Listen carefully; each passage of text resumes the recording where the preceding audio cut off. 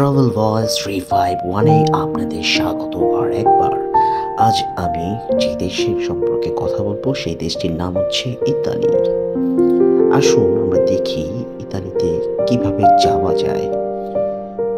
একটু পরেই আমি আপনাকে দেখাবো বিমানের টিকিট কিভাবে কাটতে হয়। গুগলে যে টিকিটস ইতালি লিখে ধরে নিলাম মিলানে আমি যাব, আমার নাম দিয়ে দিলাম এবং কন্টিনিউ করে আমি টিকিটটি কেটে নিলাম।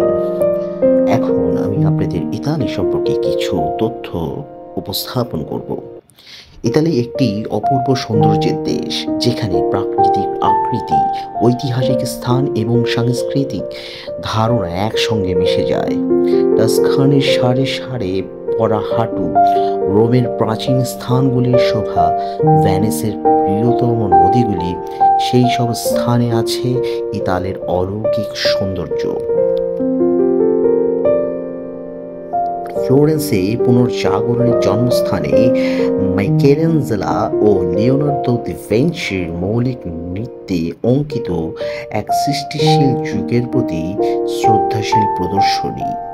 অ্যামালফি কোস্টের অলৌকিক দৃশ্য একটি সৃষ্টির কণ্ঠে শোনা যায়, যেমন স্বর্গীয় শিল্পীর হাতে অঙ্গীকার করা।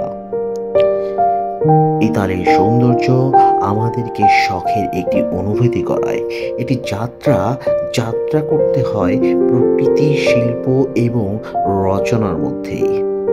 এটি একটি পূর্ণভাবে মজার মিশ্রণ, একটি অলৌকিক সৌন্দর্যের মুকুট যা সময়ের সীমার পারে থাকে।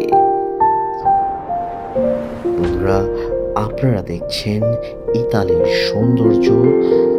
আপনাদের এই ভিডিওটি কেমন লাগলো অবশ্যই কমেন্ট করে জানাবেন এবং অবশ্যই ট্রাভেল ভয়েস 351-এর পাশে থাকবেন।